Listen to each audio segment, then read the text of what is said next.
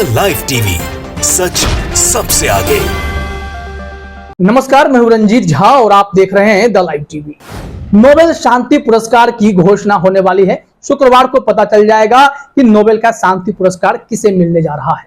लेकिन भारत से जो दो नाम नॉमिनेट हुए हैं उसकी खूब चर्चा हो रही है। वो नाम है ऑल्ट न्यूज वेबसाइट के संस्थापक मोहम्मद जुबैर और प्रतीक सिन्हा। ये दो ऐसे नाम जिससे कई लोग खूब जलते हैं, लेकिन इन दोनों ने समाज के प्रति ऐसी जिम्मेदारी निभाई है जिसकी गूंज अंतरराष्ट्रीय स्तर तक पहुंच गई और नोबेल पुरस्कार के लिए इन दोनों के नाम यानी ऑल्ट न्यूज को भी नॉमिनेट किया गया। ऑल्ट न्यूज के संस्थापक मोहम्मद जुबैर को हाल ही में सरकार ने जेल में डाल दिया था क्योंकि इनके ऊपर धार्मिक भावनाएं आहत करने का आरोप लगा दिया गया। आश्चर्य की बात है, एक ओर सरकार को ये लोग धार्मिक भावनाएं आहत करने वाले नजर आते हैं, तो दूसरी ओर अंतरराष्ट्रीय स्तर पर इनको इसलिए नोबेल पुरस्कार के लिए नॉमिनेट किया जाता है क्योंकि इन्होंने समाज में गलत चीजें फैलने से रोकी हैं। जो अफवाहें उड़ जाती हैं जिसके चलते नफरत फैलती है और हिंसा भड़क सकती है, इन तमाम चीजों को समय रहते कंट्रोल करने की पूरी कोशिश ये लगातार करते रहे। ऑल्ट न्यूज के जरिए ये लोग फर्जी खबरों का फैक्ट चेक कर देते हैं और सच्चाई सामने लाकर रख देते हैं। इसलिए तो time.com ने भी अपनी खबर में यह बताया कि उनके कुछ फेवरेट्स नाम जिनको इस नोबेल शांति पुरस्कार के नॉमिनेशन में शामिल किया गया है, जिसमें से मोहम्मद जुबैर और प्रतीक सिन्हा ऑल्ट न्यूज का नाम उन्होंने बाकायदा लिखा, जो आप अपने स्क्रीन पर देख भी रहे हैं। इसमें उन्होंने बताया है कि कैसे कि ये लगातार मिस इन्फॉर्मेशन के खिलाफ लड़ाई लड़ रहे हैं, जो फर्जी खबरें फैलाई जा रही हैं उनके खिलाफ लड़ाई लड़ रहे हैं। इसमें यह भी बताया गया है कि मोहम्मद जुबैर को तो गिरफ्तार भी किया गया था क्योंकि इनके ऊपर 4 साल पुराने एक ट्वीट को लेकर कार्रवाई कर दी गई। वह ट्वीट भी इस तरह का था जो कभी फिल्मों में यूज हुआ था, और उस ट्वीट में क्या था कि हनुमान होटल लिखा हुआ था। 2014 से पहले हनीमून होटल, 2014 के बाद हनुमान होटल, उन्होंने उसको कोट करते हुए स्क्रीनशॉट को ट्वीट कर दिया था, जबकि वह फिल्म का हिस्सा था। इन्होंने एक तंज के रूप में इसे लिखा था और इससे धार्मिक भावनाएं आहत होने लगी और फिर इनको उठाकर जेल में डाल दिया गया। इनके ऊपर 153A और 295 की धारा आईपीसी की लगा दी गई और ये जेल में रहे। बाद में सुप्रीम कोर्ट ने इनको जमानत दी। अब चलिए, इतना तो आप जानते हैं, सुप्रीम कोर्ट ने यहां तक कहा कि आप जो है इनको ट्वीट करने से रोक नहीं सकते हैं, क्योंकि यूपी सरकार की तरफ से दलील दी गई थी कि इन्हें ट्वीट करने से रोका जाए। अरे ट्वीट तो इनका हथियार है। सुप्रीम कोर्ट ने टिप्पणी की थी, ये तो वही बात हो गई कि वकील को आप बहस करने से रोक रहे हैं, उसी तरह से इन्हें ट्वीट करने से कैसे रोक देंगे। अब जो ये कर रहे हैं उनके लिए खुद जिम्मेदार होंगे। और इसके बाद जो है मोहम्मद जुबैर को जमानत दी गई, वो बाहर आए। इस बात को तो आप सब जानते हैं, लेकिन इनकी गिरफ्तारी के पीछे की वजह क्या थी, क्या आरोप लगा, तो चलिए अब आपको हम पूरा मामला विस्तार से समझाने की कोशिश करते हैं। आज आप चर्चा में देख रहे हैं कि मोहम्मद जुबैर और प्रतीक सिन्हा को नोबेल शांति पुरस्कार के लिए नॉमिनेट किया गया है। जब इस अवार्ड की घोषणा होने वाली है विजेता कौन होगा, लेकिन इनका नॉमिनेशन फरवरी में ही हो गया था। आप द क्विंट की यह खबर अपने स्क्रीन पर देखिए, उसमें साफ साफ बताया गया है, फरवरी का ही डेट है कि इनका नॉमिनेशन उसी वक्त किया गया था और फिर इनकी गिरफ्तारी जून में हुई। तो अब इसको आप कोरिलेट कर सकते हैं। हम बस आरोप के तौर पर कह रहे हैं, इसका अब रिलेशन आप खुद जज कीजिएगा कि कैसे जज करते हैं। लेकिन पहले क्विंट की यह खबर अपने स्क्रीन पर देखिए आप। इसमें हेडलाइन है, हर्ष मंदर और ऑल्ट न्यूज के संस्थापक नोबेल शांति पुरस्कार के लिए प्रायो शॉर्टलिस्ट में नामित। शॉर्टलिस्ट में फरवरी में ही नामित किया गया था। यह खबर 2 फरवरी 2022 की है, जिसे द क्विंट ने प्रकाशित किया। अब थोड़ा खबर में भी देखते हैं कि क्या लिखा हुआ है। भारतीय लेखक और कार्यकर्ता हर्ष मंदर, उनके अभियान कारवां मोहब्बत के साथ और ऑल्ट न्यूज के सह संस्थापक मोहम्मद जुबैर और प्रतीक सिन्हा को शांति अनुसंधान संस्थान ओस्लो यानी प्रायो द्वारा नोबेल शांति पुरस्कार के लिए अपनी वार्षिक शॉर्टलिस्ट में नामित किया गया था। इसी में आगे जो लिखा हुआ है कि प्रायो के निदेशक हर साल नोबेल शांति पुरस्कार के लिए अपनी व्यक्तिगत शॉर्टलिस्ट के साथ आते हैं।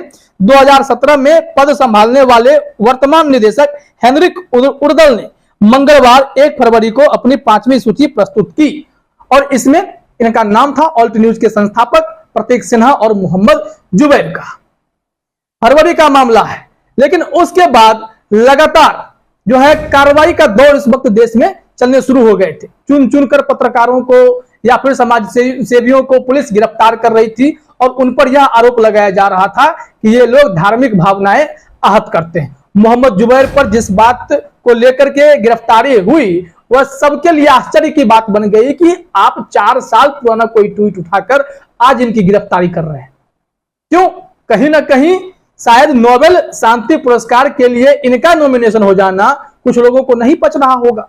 नहीं पचने के कारण जो है ट्विटर को हवाला बनाया गया कि इन पर इन्होंने जो ये शेयर किया है इससे भावनाएं आहत हो रही, जबकि दुनिया को पता है, नोबेल शांति पुरस्कार चुनने वालों को भी, देने वालों को भी यह पता है कि अल्ट न्यूज की जिम्मेदारी क्या है।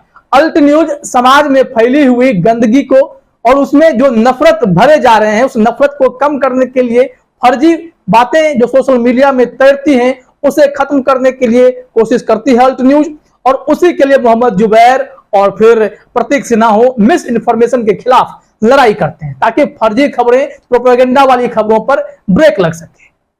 नुपुर शर्मा का विवाद आप सब जानते हैं कि नुपुर शर्मा ने टाइम्स नाउ के चैनल पर बैठकर मोहम्मद पैगंबर के खिलाफ विवादित टिप्पणी की थी और मोहम्मद पैगंबर के खिलाफ टिप्पणी करने के मामले में पूरे देश में स्थिति कैसी हो गई थी और इसके पीछे जो सच्चाई सामने लाने वाले थे वो मोहम्मद जुबैर थे। मोहम्मद जुबैर ने कुछ दिनों के बाद सारा फैक्ट्स निकालकर आर्काइव से वो वीडियो निकालकर सामने रखा और बताया कि नुपुर शर्मा समाज में नफरत फैलाने का काम कर रही हैं, किसी धर्म विशेष समुदाय के खिलाफ खराब टिप्पणी कर देश के माहौल को बिगाड़ना चाहती है।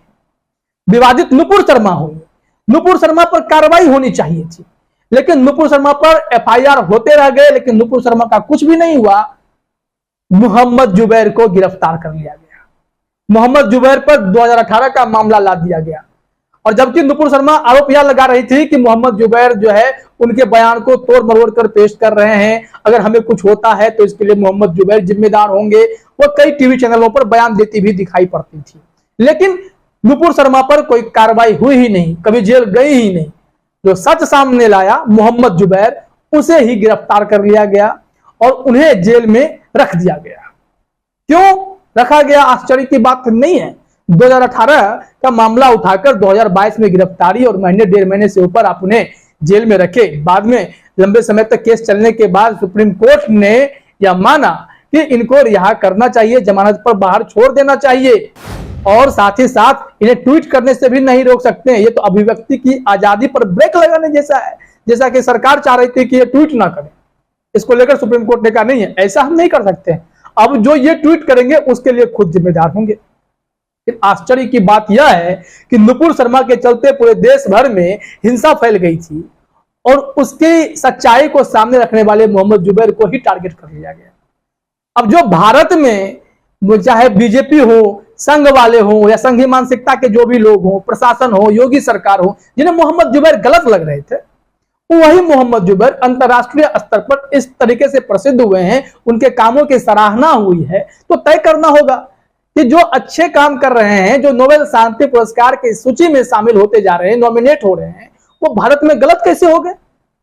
वो मोहम्मद जुबैर जो लगातार प्रोपेगेंडा के खिलाफ लड़ाई लड़ रहे हैं, वो भारत के लिए गलत और अंतरराष्ट्रीय स्तर पर सही। जबकि नुपुर शर्मा ने ऐसी किरकिरी कराई थी कि अंतरराष्ट्रीय स्तर पर मामला बिगड़ा था।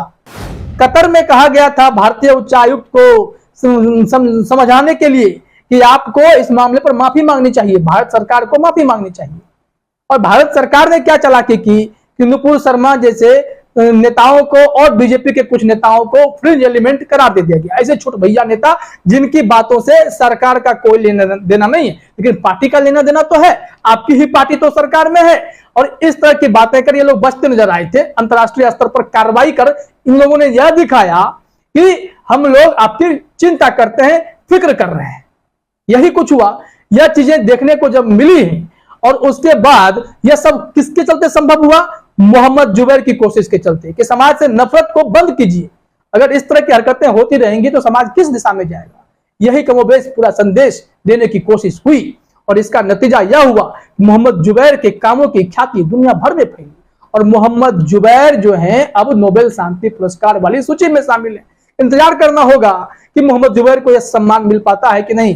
लेकिन आपको याद होगा कि इसी तरह रेमन मैग्सेसे पुरस्कार रवीश कुमार को जब मिला था तो भी आलोचक मुखर होकर सामने आ गए थे, जबकि रेमन मैग्सेसे पुरस्कार देने वालों ने कहा था कि रवीश कुमार सामान्य लोगों को, आम लोगों की जिंदगी के लिए रिपोर्टिंग करते रहे, उनकी कमियों को दिखाते रहे। तो जो ग्राउंड रिपोर्टिंग उनकी थी, उनकी चर्चा हुई कि वो सामान्य मानवीय के लिए लड़ाई लड़ रहे थे, इसलिए उन्हें इस सम्मान के लिए हकदार पाया गया। उसी तरह प्रतीक सिन्हा और फिर मोहम्मद जुबैर, ये दोनों अल्ट न्यूज की तरफ से जो नॉमिनेट हुए हैं, देखना यह है क्या इनके अच्छे कामों के लिए इन्हें शांति पुरस्कार नोबेल का दिया जाता है कि नहीं दिया जाता है। इंतजार कीजिएगा।